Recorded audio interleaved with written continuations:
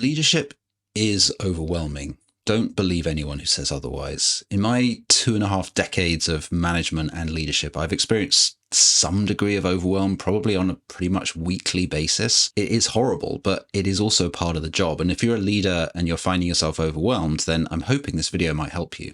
So I think we have this kind of mythology around leadership that once you take on that new responsibility, an impervious shield springs up around you and you become stoic, unflappable, almost inhuman. Or rather, I think there's this idea that that's how it should work and that that's how it works for everyone else. So when we see signs of our leaders struggling, this undermines our confidence in them. And when we struggle ourselves as leaders, it undermines our confidence in ourselves. We think we're maybe not cut out to be a leader or that the burden that's been placed on us is just too much. The reality is that if you know of a leader that's unflappable, always calm, always confident, then that's really just because they're good at appearing that way. Like the swan that's calmly floating across the water while their feet are flapping at 1,000,000 miles an hour. So in making this video, I want to achieve 3 things. First of all, I want to talk about what overwhelm is and why it affects leaders.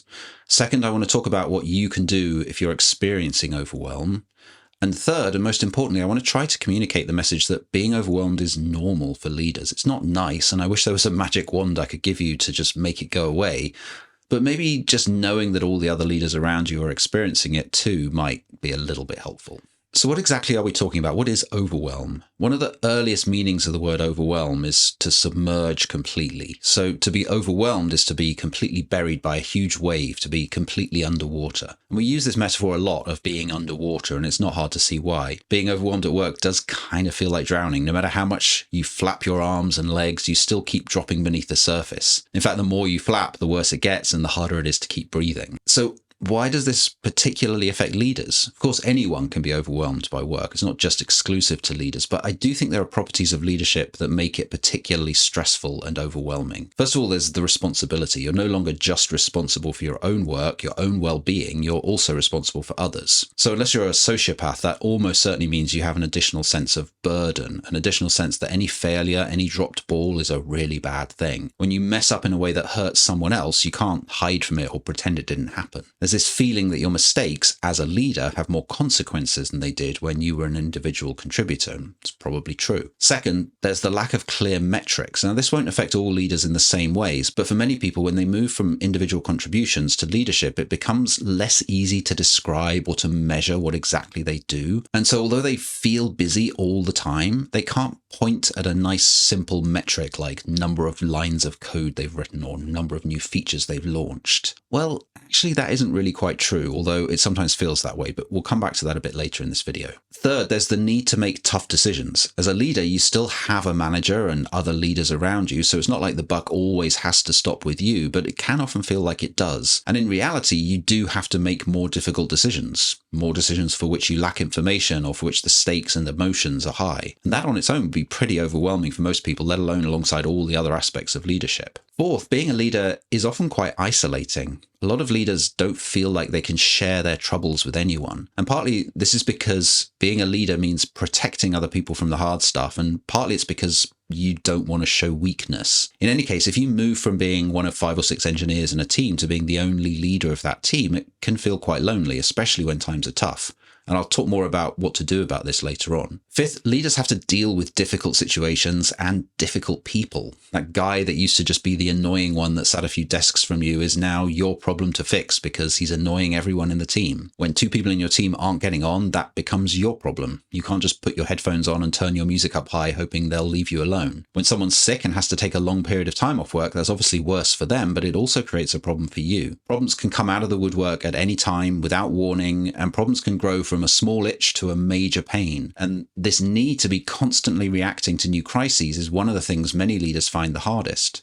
You plan your week and then some emergency or 2 emergencies come up and throw all your plans out the window. And related to that is the feeling that many leaders have that there's just not enough time, the endless to-do list that you never make a dent in, the feeling that all you're ever doing is reacting to crises, never focusing on the things you want to get done, the things you need for yourself or for your team. You get to the end of the week and you feel like you've gone 1 step forward and about 40 steps backwards. And there's almost no one apart from you that has visibility of everything you've done, no one to congratulate you on surviving a tough week, no one to thank you for all the crises you've dealt with, all the difficulties you've protected your team from. No wonder you feel overwhelmed. So what can you do about it? How can you get to the end of the week without feeling one step closer to burnout? Now, I can't offer you a silver bullet. I can't promise that by watching this video, you'll never feel overwhelmed again, but I can offer you some tactics and tools that I think might help. So the first one is just understanding that it isn't just you. All the leaders you see in your organization and beyond, they all experience it. They all find it tough. Some are better than others at hiding it, but they all feel overwhelmed. So when the third wave is coming and threatening to drown you, just remember you're not alone. And since you're not alone, that means you can talk to someone. It's probably not a good idea to talk to your team too openly about what's overwhelming you. You don't want to scare them and you don't want to pass too much of the burden onto them. Although it can be good to at least let them know you're dealing with a lot, that you're a human being just like them. But there are others you can talk to, other leaders at work, your partner or friends, people you used to work with. And ideally, you should have a mentor, someone at work that you trust that's been on a similar journey to the one you're going on. Whoever it is, the idea is not that this person will make all your troubles go away, but although it's an old cliche, it's also true that a problem shared can be a problem halved. Throughout my career as a leader, I've always had a colleague at work near me that I can share what I'm going through with, someone that I trust and that has enough context that I don't need to catch them up in order to vent about the latest challenge. It's rare that I'm venting in order for that person to solve the problem for me or even do anything about it at all apart from listen. So that's my first tip. Find someone who you can trust that you can vent to. And ideally, make it a two-way relationship so they can vent to you as well. Second is prioritization. Now, this could be a whole video of its own, of course, but the short version is that you need to find a tool that works for you, that helps you prioritize, even when things are being thrown at you out of the blue. Personally, I find a handwritten to-do list is good for this. I like the fact that when something new arrives during the week, it looks different because I have to insert it somewhere so I can see what my original plan for the week was and I can see what I had to add in. Maybe handwritten lists aren't your thing, but whatever it is, you need a way to keep track of what you need to do that doesn't reside in your brain. And that's the key thing. It takes away one of your responsibilities, the responsibility to remember what you have to do. Don't make yourself remember things on top of everything else. Write it down somewhere. Third, delegate. You do have responsibility, but responsibility doesn't mean you have to do everything. You should be delegating far more than you're doing. Now, one unfortunate aspect of leadership is that you tend to have to delegate the fun or interesting tasks and keep the nasty, messy stuff for yourself. That is part of the job. But it's a good idea to balance this by keeping a few things that give you joy for yourself. I still remember when I was running my own company back in the early 2000s, I kept responsibility for monitoring our website logs, looking for hackers and other bad actors. I kept that for myself. I wrote a script to automate a lot of it, and then I spent a lot of time trawling through what it generated, looking up IP addresses and feeling like a private detective. I could perfectly well have delegated that to someone else and probably should have done. And of course, eventually I had to delegate it to someone else. But for a while, it was a task I found soothing and predictable to balance all the complicated and ever-changing stuff to do with people that I had to do. So delegate, but keep the occasional task that gives you joy. Or maybe it's not a task, maybe it's just something outside of work, a walk in the park at lunchtime or a session in the gym. Whatever it is, you need something that lets you step away for a moment from the source of your stress. There is another thing to remember about delegation. When you delegate something to a member of your team, you aren't giving that thing away, you're not losing it. You're their leader, and so it's still part of your world, something you can get credit for. Double counting of credit actually isn't a bad thing. It's in fact necessary. And what that means is that if your team launches an impactful new feature, then your team members can all rightly claim credit and be proud of their accomplishment, but you as their leader, you can also get some of the credit. The credit, in other words, doesn't have to add up to 100%. It can come to much more than that. Of course, there is a dark side to this, the leader that claims credit at the expense of their team. You need to avoid that behavior like the plague, but as long as you're giving your team full credit first, then you're free to also take some of the credit for it yourself, even if just in your own mind, not necessarily saying it out loud. But this is important because otherwise you end up in that situation where you feel like you're never accomplishing anything, which I think contributes a lot to leaders getting overwhelmed. They always have things to do, but they never feel like they get a real win. They never feel like they achieve anything. So take the wins. Don't steal them. Don't hoard them for yourself, but do count them as part of your accomplishments, part of the value you see yourself bringing to your organization. Fourth, if you remember only one thing from this video, let it be this: you are a human being.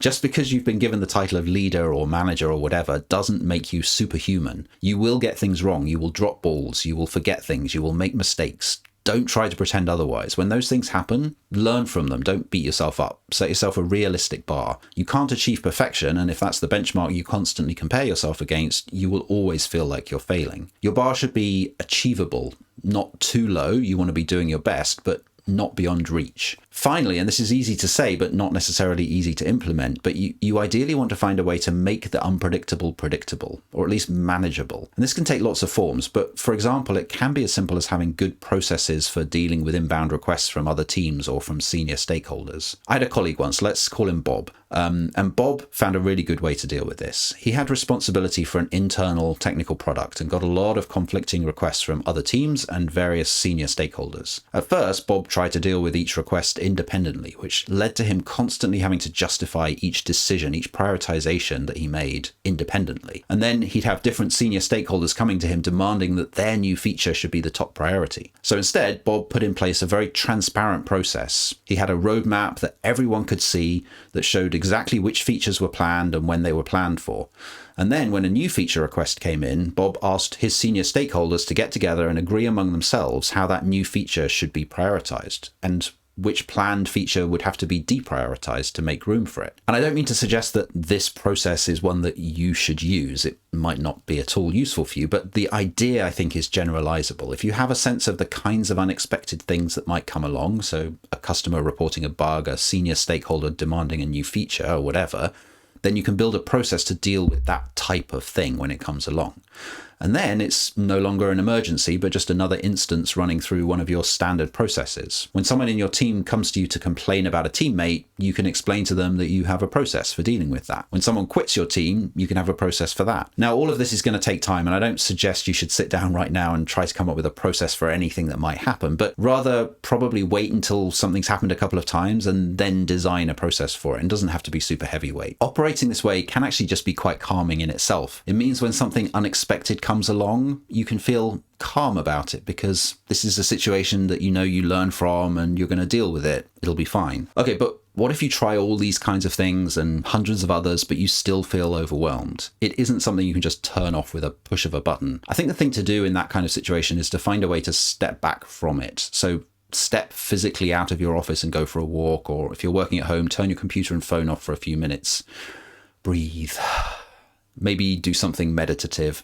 If it's close to the end of the day, it might be more productive to stop work for the day rather than carrying on flapping. And now, when you're ready, take a look at your situation and enumerate the things that are worrying you, the sources of your stress. When I do this, I write them down. I write down all the things that are contributing to my overwhelm, and I put it on a list I call my list of fires. These are fires that need to be put out at some point. And sometimes just by writing the list down, I discover that the list actually isn't as long as it felt like it was. Other times there's an obvious way to delegate one or two of the items on the list. Sometimes I can see an immediate way to tackle one of the items myself and get it crossed off the list. And sometimes I'll just realize that one or two of the items on the list aren't really that bad. They deserve their place on the list, but I don't really need to worry too much about them right now. And then sometimes I write the list down, stick it in a drawer and stop thinking about it and just get on with my job. It may also be that what you really need is a holiday, a vacation, a week or two away from work. And of course, it is sensible to use all the vacation time that your employer gives you. But one word of warning, if you use a holiday as a way to get away from what's stressing you out,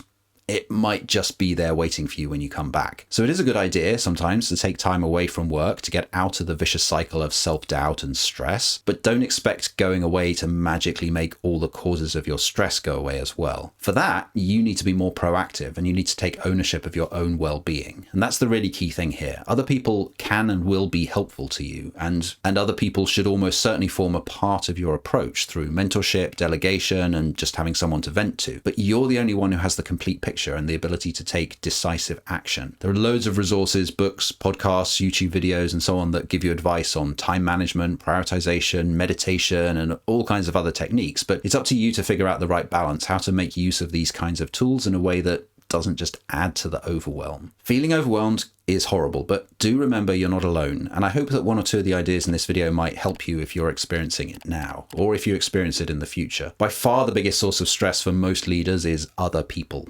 People are hard. By comparison, computers are easy. For more on what I mean by that, check out the video that's on screen now. And if you're comfortable sharing your own ideas and thoughts about overwhelm, or if you have questions or comments on this video, please do share them in the comments below.